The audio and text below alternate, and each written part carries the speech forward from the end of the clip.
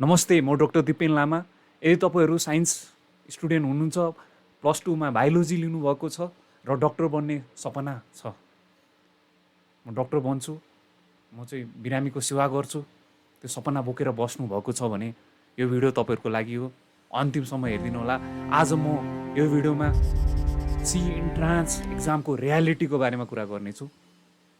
र सर्वप्रथम पहिलो कुरा, सी एक्जाम इजी छैन, कम्पिटिसन धेरै हाई छ। अब यो वान अफ द नेपालको टफेस्ट एक्जाम होइन मानिन्छ, entrance examination one of the toughest. अब थाउजन्ड्स अफ स्टुडेन्ट्स होइन, साइन्स पढेको स्टुडेन्ट्सहरू सी इन्ट्रान्स एक्जाम दिन्छन्। कम्पिटिसन त हाई छ, लिमिटेड सिट्स छ, स्कलरसिप सिट्स एकदम कम छ, पेइङ सिट्स पनि त लिमिटेड नै छ, र जुन चाहिँ थाउजन्ड्स अफ स्टुडेन्ट्सको डक्टर बन्ने सपना अधुरो नै हुन्छ। दोस्रो कुरा, consistency is everything. C entrance एक्जामिनेसनको रियालिटी के छ भन्दाखेरि जो स्टुडेन्ट कन्सिस्टेन्ट हुन्छ उनीहरूकै सक्सेस रेट हाई छ।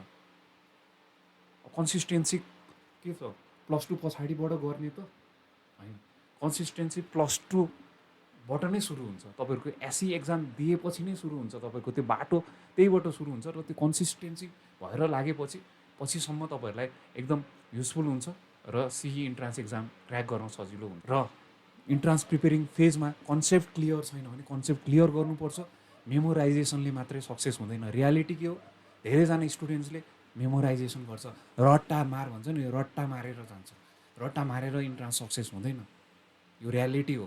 कन्सेप्ट पनि हुन एकदम जरुरत छ। र सबै प्लस टूका भाइ बहिनीहरू अथवा इन्ट्रान्स प्रिपेरिङ भाइ बहिनीहरूलाई as a senior, as a दाइ, एज अ मेन्टर के भन्छु भन्दाखेरि प्लस टूमा जुन चाहिँ कन्सेप्ट तपाईँहरूले ग्र्याब गर्नुपर्ने थियो त्यो गर्नु भएन भने इन्ट्रान्स प्रिपेरिङ फेजमा गर्नुहोस्। यदि प्लस टूमा हुनुहुन्छ भने प्लस टूमै त्यो कन्सेप्ट ग्र्याब गर्न एकदम इम्पोर्टेन्ट छ। मेमोराइजेसन रट्टा मारले हुँदैन। तेस्रो कुरा, डिसिप्लिन। डिसिप्लिन इज एभ्रिथिङ भाइ बहिनीहरू।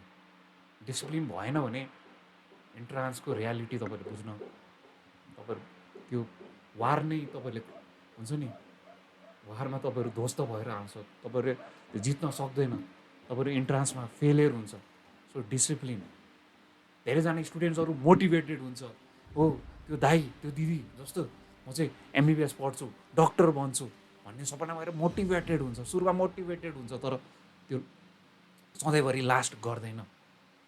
केले लास्ट गराउँछ त? Discipline. So discipline is everything. धेरैजना भाइ बहिनीहरू के हुन्छ, सोसल मिडियाले डिस्ट्र्याक्ट गर्छन्, त्यही भएर डेली कन्सिस्टेन्ट भएर पढ्दैनन्। सोसल मिडिया डिस्ट्र्याक्सन्सदेखि लिएर अरू कुराहरूले डिस्ट्र्याक्सन गर्छ, देशको सिचुएसनले डिस्ट्र्याक्सन गर्छ। सो त्यो होइन, डिसिप्लिन हुनु पऱ्यो। अरू कुराहरूले डिस्ट्र्याक्ट हुनु भएन, आफू अगाडि बढिराख्नु पऱ्यो, आफू प्रोग्रेस गरिराख्नुपर्छ। अर्को इम्पोर्टेन्ट कुरा, अरूसँग कम्पेयर नगर्नु होला। तपाईँले अरूसँग कम्पेयर गऱ्यो भने हेर्नुहोस्, तपाईँले आफैलाई के हुन्छ, म त गर्न सक्दिनँ भन्ने तपाईँहरूको त्यो लो फेजमा जान्छ। कम्पेयर गर्नु हुँदैन। तपाईँहरू आफैलाई कम्पेयर चाहिँ गर्नु, अरूलाई चाहिँ नगर्नु। र अर्को सबभन्दा इम्पोर्टेन्ट कुरा, मेन्टल हेल्थ। मेन्टल हेल्थलाई प्रायोरिटी राख्नुहोस्। तपाईँहरू मेन्टल हेल्थलाई प्रायोरिटी राखेन भने गाह्रो हुन्छ। धेरै स्टुडेन्ट्सहरू डिप्रेस्ड देख्छु म। धेरै भाइ बहिनीहरूलाई एन्जाइटी हुन्छ, डिप्रेसनमा जान्छ। किन? धेरै स्ट्रेस लिएर अथवा एक्जामको धेरै होइन तनाव, फ्यामिली प्रेसर, सबै एक्सपेक्टेसनले गर्दा त्यो एकदम ओभरवेल्मिङ हुन्छ। त्यो सिचुएसन एकदम ह्यान्डल गर्न गाह्रो हुन्छ र धेरै ओभर थिङ्किङ हुन्छ। त्यही भएर हेर्नुहोस्, तपाईँहरू चिल भएर, तपाईँहरू मेहनत गरेर, डिसिप्लिन भएर अगाडि बढ्नुहोस्। धेरै नसोच्नुहोस्, रिजल्टको कुरा नगर्नुहोस्, हार्डवर्क गर्नुहोस्, रिजल्ट आइहाल्छ भन्ने कुरा हो।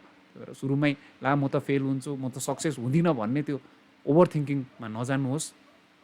र यदि तपाईँहरू डक्टर चाहिँ अरूको कारण के सोसल मिडियाको कारण हुन्छ नि, अथवा फेमको कारण, अथवा फ्यामिलीको प्रेसरले गर्दा, साथीको लैलैले गर्दा यदि तपाईँहरू डक्टर बन्न चाहनुहुन्छ भने डक्टर नबन्नुहोस्।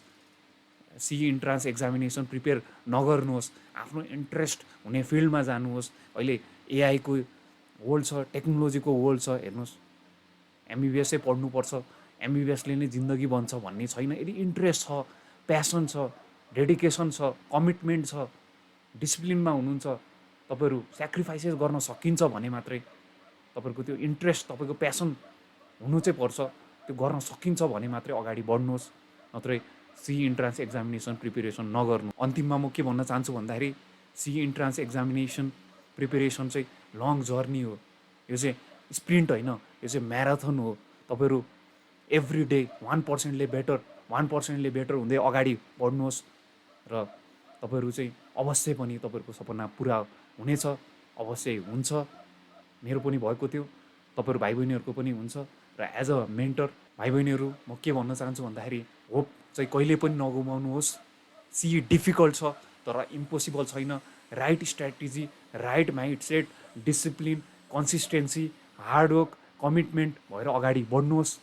सक्सेस अवश्य हुन्छ र तपाईँहरूको सपना पुरा हुन्छ। तपाईँहरू यदि सी इन्ट्रान्स एक्जामिनेसन प्रिपेयर गर्दै हुनुहुन्छ भने प्लिज कमेन्ट डाउन बिलो तपाईँलाई यो भिडियो कस्तो लाग्यो, र यस्तै भिडियो कन्टेन्टको लागि, यस्तै सी इन्ट्रान्स रिलेटेड गाइडेन्स भिडियोको लागि च्यानललाई सब्सक्राइब गरिदिनु होला।